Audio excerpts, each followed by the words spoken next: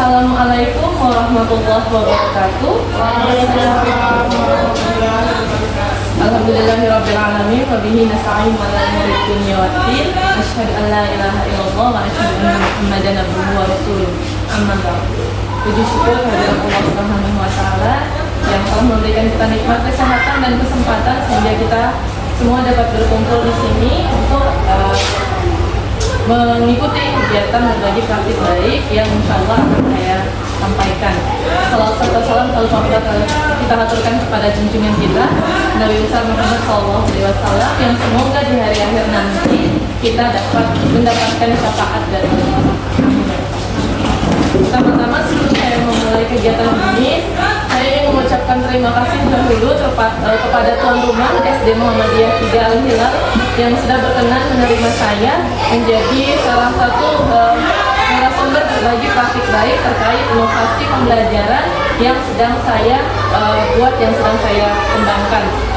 Terkait dengan itu, saya berterima kasih sekali atas kesempatannya. Semoga apa yang saya sampaikan hari ini dapat bermanfaat bagi kita semua. Jadi ibu-ibu, bapaknya di luar soalnya. Sebelum mulai boleh saya izin berpantun terlebih dahulu. Saya minta tolong cakepnya. Pulau Sumatera, Pulau Papua berpisah jauh dipandang mata. Mohon izin kepada ibu bapak semua untuk menyampaikan materi praktik baik dari saya. Jadi perkenalkan bapak ibu, nama saya Nurlina. Saya berasal dari SMP Muhammadiyah 1 Tarakan, Provinsi Kalimantan Utara. Saya adalah peserta pembatik level 4. Mungkin bapak ibu sudah ada yang tahu terkait pembatik, pembelajaran berbasis TIK ya. Alhamdulillah tahun ini saya mencoba mendaftar mengikuti kegiatan ini dan alhamdulillah sudah sampai di level 4. Nah, di level 4 ini kami diberikan tugas untuk menjadi seorang narasumber berbagi praktik baik. Apa yang harus kami bagikan? Jadi terkait dengan apa yang sudah kami laksanakan pada level-level sebelumnya. Jadi pada kesempatan kali ini saya akan menjelaskan sedikit inovasi pembelajaran khususnya yang berbasis TIK dengan Bapak Ibu semua di SD 3 Al-Hilal. Jadi inovasi pembelajaran berbasis TIK ini saya beri nama petualangan Sonun atau Sobat Numerasi. Bagaimana proses pembuatannya dan bagaimana implementasinya, sebentar saya akan jelaskan. Jadi ibu bapak, seperti biasa sebelum melaksanakan kegiatan inovasi, penting rasanya bagi kita sebagai guru untuk refleksi dulu nih, mengidentifikasi apa sih yang kurang dari proses pembelajaran kita, apa sih yang masih salah, apa sih yang belum maksimal dari proses pembelajaran kita. Jadi dari identifikasi yang ada, saya memperoleh latar belakang yang pertama, pembelajaran matematika yang masih sulit untuk diterima oleh anak-anak, dalam artian mereka masih menganggap pelajaran ini sulit, menyeramkan dan lain-lain. Kebetulan background saya pendidikan matematika, jadi pelajaran yang saya ajar di kelas saya adalah pelajaran matematika. Hal-hal seperti ini sudah tidak jarang lagi, sering sekali saya ketemui di dalam kelas saya, di mana mereka dari awal sudah kalah duluan nih sebelum bertanding, sudah merasa tidak bisa duluan nih sebelum mulai belajar matematika. Efeknya adalah menyebabkan minat belajar mereka pun rendah. Otomatis paling berpengaruh, kita bisa lihat hasil akhirnya dalam hasil belajar mereka yang kurang. Jadi ini adalah situasi yang terjadi nih di kondisi kelas saya. Kemudian dari latar belakang yang ada, saya memperoleh tantangan-tantangan yang saya hadapi dalam kelas saya terkhusus ya, dan pada sekolah saya pada umumnya. Tantangan yang pertama mungkin juga dirasakan oleh ibu bapak semua di sini. Yang pertama gen alpha. Iya, benar ya. Jadi bapak ibu, anak-anak yang kita ajar sekarang pada saat ini itu rata-rata lahir di generasi alpha. Generasi di mana mereka sedikit-sedikit teknologi. Apa-apa pasti teknologi. Bahkan kalau bisa dibilang mereka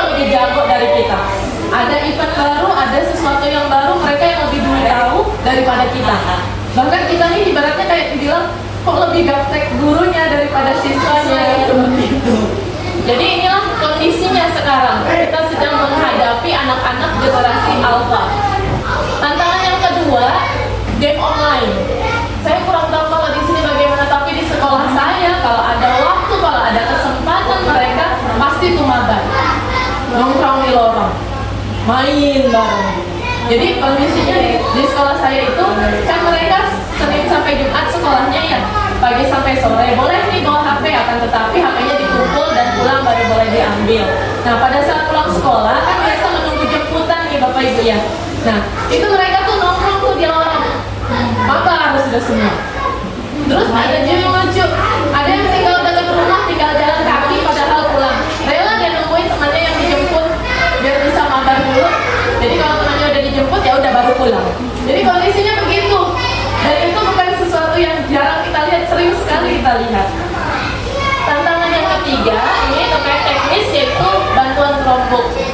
Alhamdulillah Bapak Ibu di sekolah kami sekitar tahun 2 atau 3 tahun kemarin, saya kurang ingat waktu pastinya, kami mendapatkan bantuan Chromebook dari pemerintah sebanyak 15 unit. Contohnya ini seperti ini. Di sini juga sama. Alhamdulillah. Jadi saya kebetulan ini saya pinjam dulu di sekolah karena pada saat mengikuti kegiatan ini laptop saya hang. Jadi mau saya pinjam dulu dari sekolah untuk membantulah saya dalam menyelesaikan kegiatan ini. Jadi kami dapat bantuan Chromebook nih Bapak Ibu. Nah bantuan Chromebook ini kalau kita gunakan itu paling banyak kemarin di awal-awal hanya sebagai media untuk asesmen. Jadi kami sudah mengurangi yang namanya penggunaan kertas dalam ujian, dalam asesmen. Nah kami sudah mulai menggunakan Chromebook. Jadi soalnya ada di Chromebook, mereka tinggal jawab aja. Itu sudah mulai kami kurangi. Nah implementasinya adalah apakah kita hanya gunakan di dalam asesmen, apakah tidak bisa kita gunakan dalam pembelajaran. Ada sih dipakai di pembelajaran tapi tidak banyak, belum terlalu banyak seperti itu. Jadi berdasarkan latar belakang dan tantangan-tantangan yang ada ini, jika kita kembali mengingat kata-kata dari Ki Hajar Dewantara, Bapak Pendidikan kita, bahwa dasar pendidikan anak itu berhubung dengan kodrat alam dan kodrat zaman. Jadi Bapak Pendidikan kita ini udah kasih tahu nih, kalau kita mengajar anak didik kita harus menyesuaikan kodrat alamnya, harus menyesuaikan kodrat zamannya. Jadi dari zaman beliau sudah mengatakan seperti itu. Jadi kita harus mengikuti kodrat alam. Kodrat alam itu apa? Kondisi peserta didik, lingkungan belajarnya dia, itulah yang menyebabkan kita mendiferensiasikan mereka dalam proses pembelajaran. Kalau kodrat zaman ya jelas zaman di mana mereka hidup. Nah pada saat sekarang ya zaman digitalisasi yang sangat luar biasa ini. Jadi kita nggak bisa lagi nih kembali ke masa lalu di mana kita teacher center, guru lah sebagai objek utamanya, nggak bisa sudah. Jadi kita zaman sekarang harus menerapkan student center di mana kita sebagai guru, sebagai fasilitator. Jadi hanya menyarankan bagaimana harus belajar, apa yang harus kita arahkan dan membantu mereka ketika kesulitan. Nah berdasarkan hal-hal tersebut sebenarnya Bapak Ibu kita sudah kok melaksanakan inovasi, akan tetapi memang belum terlalu banyak dalam bidang TIK-nya. Kita sudah kok membuat pembelajaran yang menarik, inovatif dan menyenangkan. Cuman memang belum terlalu banyak ada digitalisasinya. Contoh, kita sering mengadakan pembelajaran metode diskusi. Dan kalau bisa ini jangan dihilangkan karena itu bisa membantu mereka berkolaborasi dan berpikir kritis. Kemudian ada kadang juga kita minta mereka menggambar atau membuat mind mapping. Ada juga kita minta mereka melakukan presentasi di dalam kelas. Hal-hal seperti ini sudah sering kita lakukan. Hanya saja Bapak Ibu, ini ada opsi baru, ada pilihan baru berkaitan dengan perkembangan zaman, bahwa ada loh metode pembelajaran yang mengikuti perkembangan zaman atau digitalisasi. Contoh, menggunakan Google Form sudah sering kita laksanakan. Kadang juga kita menggunakan Wordwall. Ada yang suka menggunakan Wordwall. Nah ini bagus nih. Kalau belum premium kita bisa gunain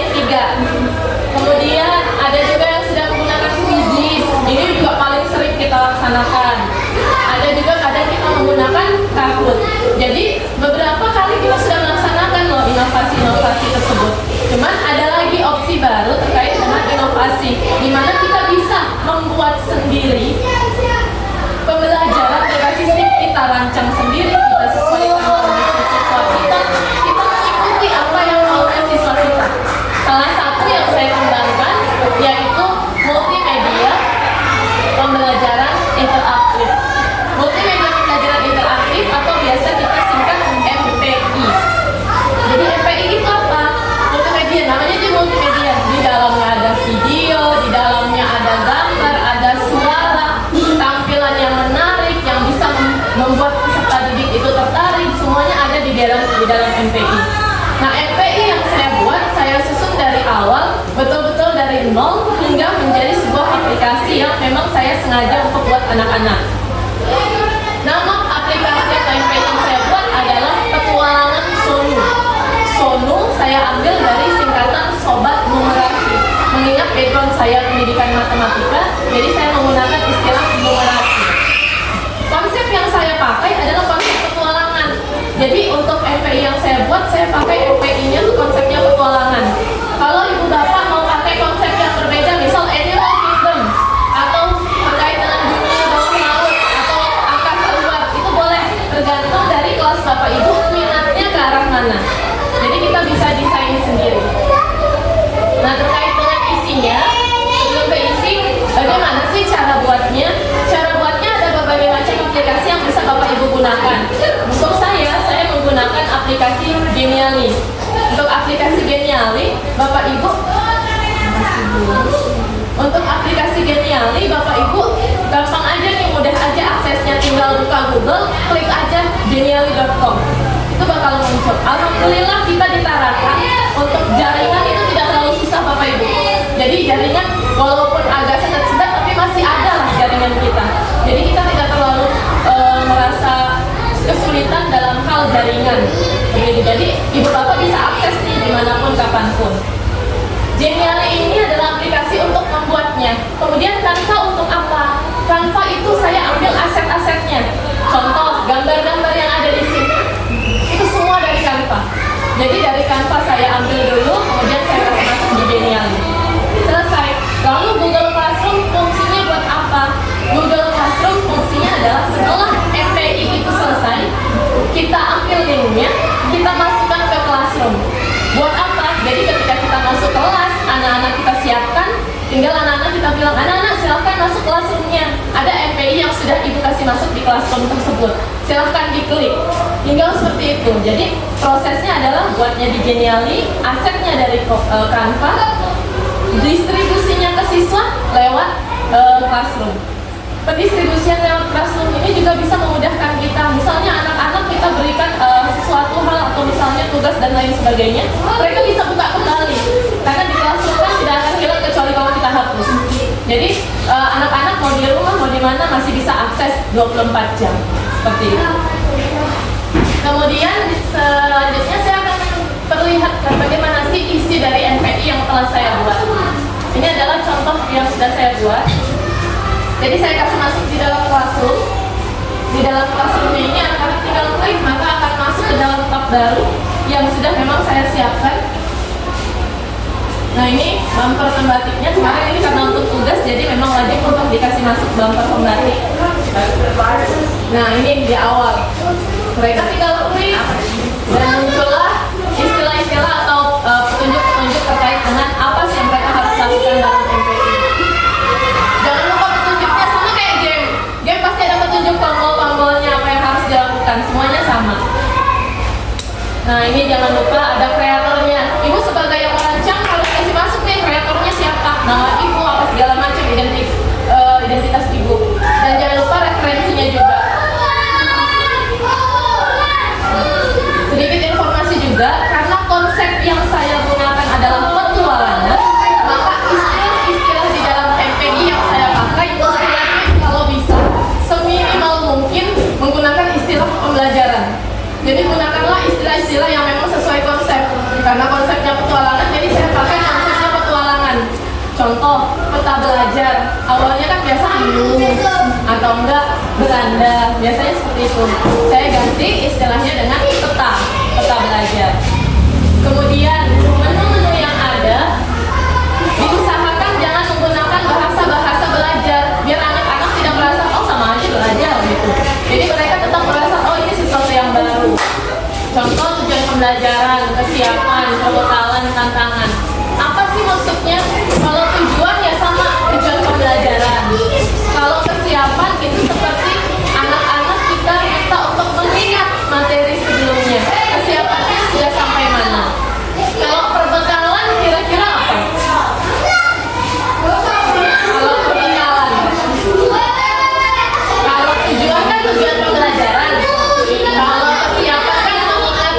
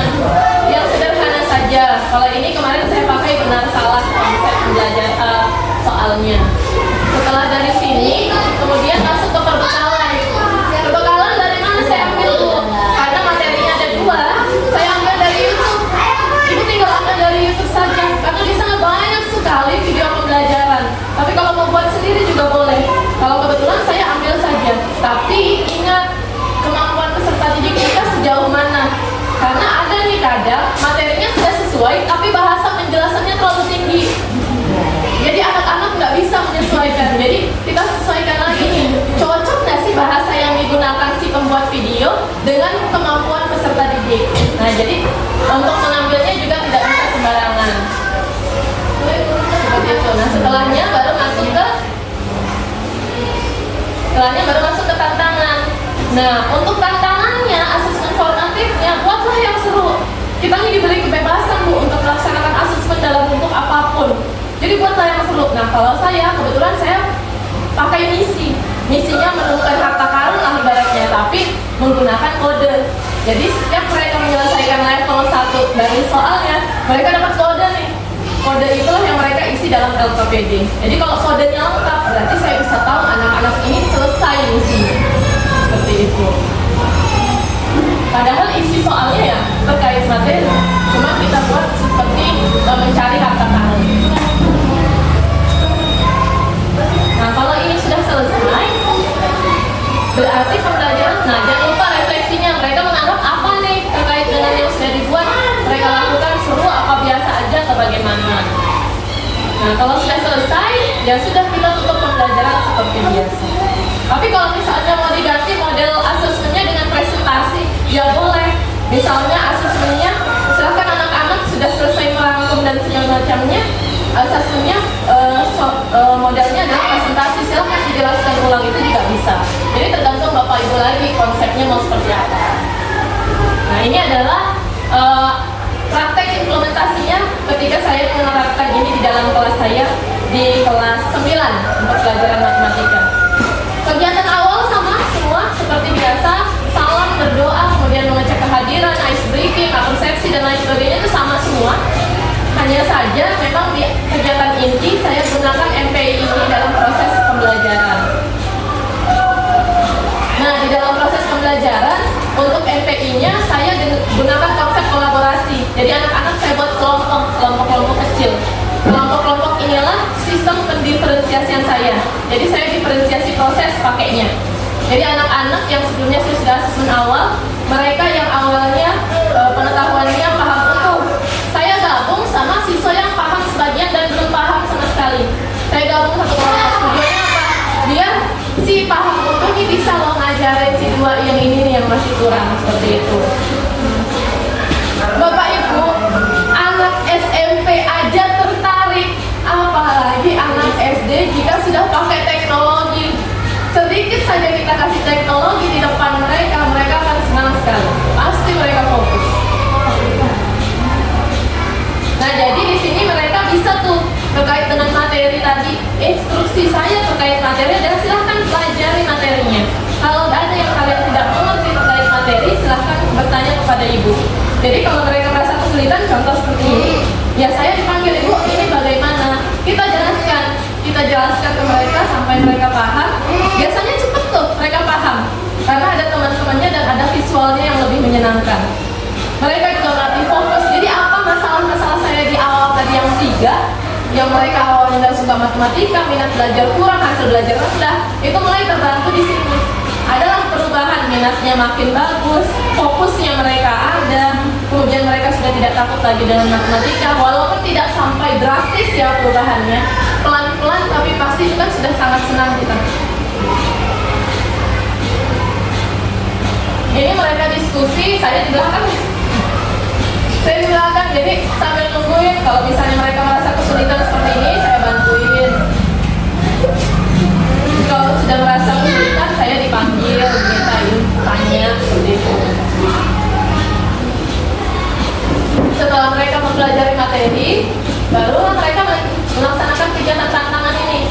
Mereka tidak bisa masuk level berikutnya kalau level pertama tidak beres. Jadi kita bisa gitu. Mereka tidak bisa masuk ke level berikutnya kalau level pertama tidak bisa. Seperti itu. Jadi kegiatan pembelajarannya ya hampir mirip saja. Jadi MPI ada alat bantu kita untuk belajar di kelas. Seperti itu.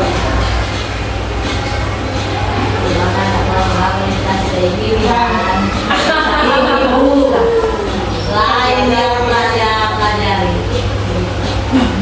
Buatnya semenarik mungkin biar dia seneng gitu.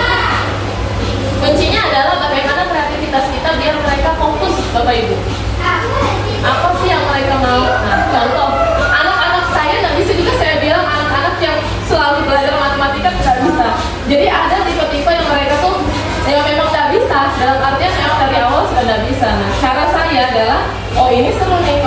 tantangan seperti ini, petualangan begini. Jadi mereka bakal bisa fokus dan bisa kerjasama. Karena tahun sebelumnya saya pernah coba kegiatan begini pakai Google Form, kakak kelasnya yang sudah lulus.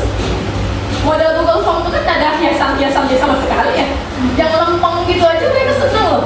Yang lempeng kayak gitu, apalagi kalau sudah ada visual seperti gambar, audio, video, itu mereka bakal lebih senang lagi.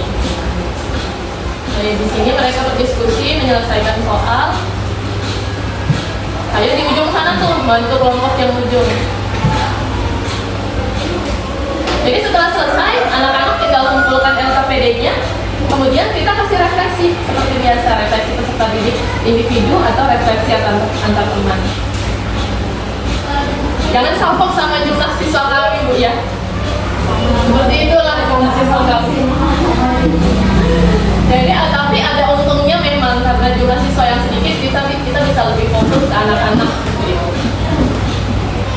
Jadi setelah mereka mengisi lembar refleksinya, ya sudah berarti selesai sudah pembelajaran.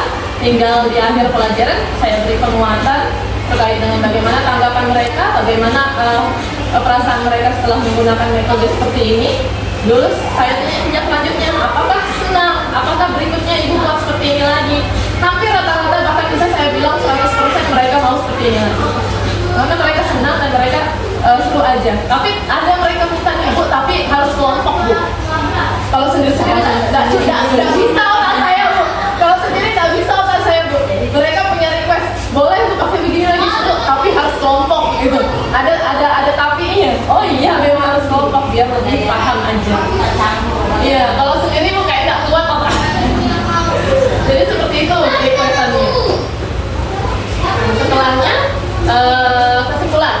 Jadi Bapak Ibu, tujuan saya memberikan informasi seperti ini adalah selain untuk mengkaji terkait metode, juga untuk memberitahu Bapak Ibu bahwa pembelajaran berbasis digital itu bukan maksudnya untuk mengkerdilkan metode kita yang kemarin ini. Metode kemarin itu bukan sesuatu hal yang salah, bukan sesuatu hal yang tidak benar, tapi bisa sesuatu ada pilihan baru. Jadi bukan bermaksud ini bisa menggantikan yang sana, tidak. Jadi bukan maksudnya seperti itu. Jadi pembelajaran berbasis digital yang ini itu bisa jadi pilihan baru untuk perkembangan zaman yang ada. Jadi bisa nih kita selipkan dalam proses pembelajaran. Kalau belum bisa seterusnya, setidaknya di beberapa kesempatan saja itu sudah bisa membangun kesenangan dari peserta.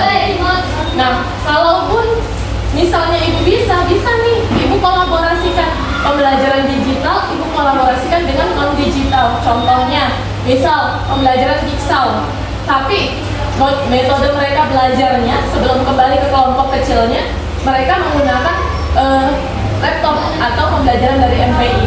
Jadi ketika mereka kembali ke kelasnya, mereka tinggal menjelaskan ke teman-temannya. Bisa loh kita kolaborasikan keduanya. Satu hal yang sering diberikan kepada saya, diingatkan kepada saya, salah satunya tidak lepas dari kepala sekolah saya yang selalu mengingatkan bahwa jika kita ingin peserta didik kita bermutu, maka kita sebagai gurunya yang harus bermutu terlebih dahulu. Intinya kita lah yang harus berkreasi terlebih dahulu. Tujuannya apa ya? Tujuannya buat peserta didik kita, tidak ada yang lain. Jadi seperti itu Bapak Ibu terkait dengan implementasi saya, implementasi pembelajaran saya terkait dengan kegiatan ini. Terima kasih atas kesempatannya. Sebelum saya tutup, di pinggir sungai memancing ikan. Ikan didapat dimasak acar. Demikian yang bisa saya sampaikan. Ruang diskusi terbuka lebar. Mungkin sebelum saya tutup ada yang ingin ditanyakan ya Ibu, silakan. Terima kasih ya Ibu. Iya. Kesempatannya. Jadi itu tadi dipaparkan mengenai cara pembelajaran Ibu SMP ya. Iya benar. Kalau di SD sini kan bukan hanya di SD sini ya, bukan, tapi beberapa jenjang tingkat sekolah dasar lah. Bagaimana sih Bu cara membuat inovasi pembelajaran itu yang menarik? Apalagi sebelum anak tuh juga pasti gurunya juga harus terlebih dahulu paham. Nah, bagaimana ini tantangannya salah satunya ada di gurunya. Jadi bagaimana cara ini gurunya bisa berinovasi juga dan mau untuk belajar. Iya. Jadi Ibu Bapak yang pertama ada kemauan dulu, itu udah pasti. Kalau misalnya ada kemauan dari diri kita, tantangan apapun di depan bisa kita hadapi. Itu dulu yang pertama. Yang kedua, mulai aja belajarnya. Banyak loh sumber belajar yang bisa kita gunakan. Dari YouTube, dari apa. Kalau misalnya Bapak Ibu pengen belajar membuatnya, Ibu tahu posisi saya di mana, tinggal panggil aja. Dan mungkin Kemsek saya nggak izinkan, pasti izinkan itu. Boleh diminta ke SD 3 itu isi sana, bantu teman-teman di sana. Kalau misalnya teman-teman memang berminat, ayo kita belajar sama-sama. Ayo kita buat. Kalaupun belum bisa dari Genially, ada aplikasi yang lebih mudah, ada yang lebih gampang. Ibu-ibu bisa pakai Canva buatnya. Canva jadi nggak perlu kemana-mana, di situ saja. Jadi buat pakai Canva itu sudah bisa. Sebenarnya kita sudah pernah loh membuat MPI sederhana. Kita buat PPT. Itu sebenarnya sudah ada tuh cikal bakalnya. Hanya saja kalau MPI ini ada tombol navigasi yang bisa anak-anak klik sendiri. Ini baru aplikasi. Jadi dari awal kita buat, kalau misalnya Quizzes, Kahoot, Word itu kan kita mengembangkan apa yang sudah ada. Tapi kalau MPI atau yang seperti ini sejenisnya itu betul-betul kita buat dari awal. Melalui Genially bisa, Canva juga bisa.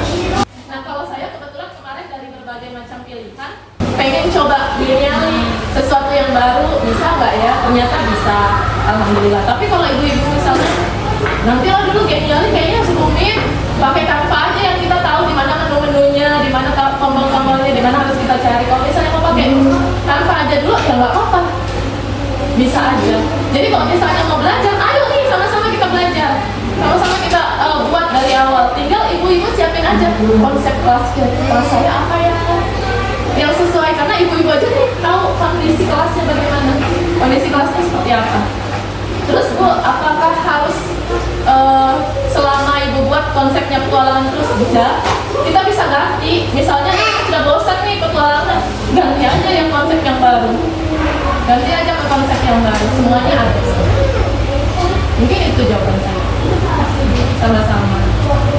Nah dari ibu-ibu yang lain terkait dengan hal ini,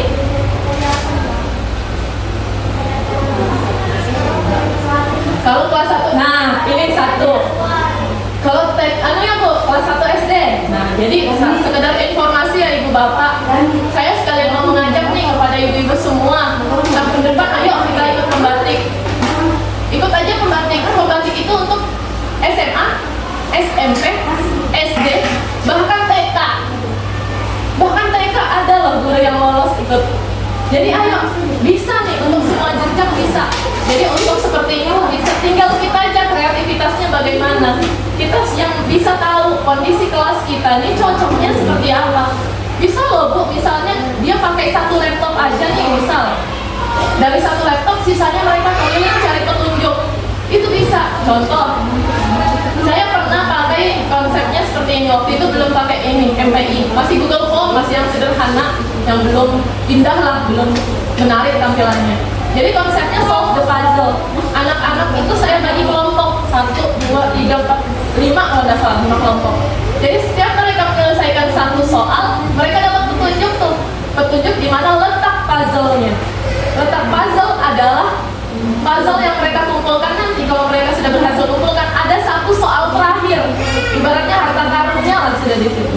Jadi mereka tinggal dapat petunjuk, ibu tinggal naruh tuh petunjuk-petunjuk puzzle-puzzlenya di sekeliling sekolah. Soal 1 selesai, cari saya di kantor guru di bawah meja Ibu A. Cari saya di kantor guru di bawah meja Ibu B. Atau cari saya di kelas 2A, di jendela kelas 2A. Tinggal kita tempel aja di situ. Nah, tinggal kita sesuaikan sama petunjuknya. Jadi memang agak capek, memang agak lelah. Tapi kalau anak-anak senang, itu bakal membuat mereka, Bu, ayo masuk kelas Bu, cepat gitu. Biasanya seperti itu. Jadi kalau misalnya untuk kelas 1 ya nggak apa-apa, nggak masalah, tetap aja sama aja. Tinggal bagaimana kebutuhan kelas. Mungkin ada lagi Bu Bapak? Saya kira Bu, kalau misalkan mau filosofinya membuat kembali ini, saya kira harus guru penggerak itu enggak ya? Enggak.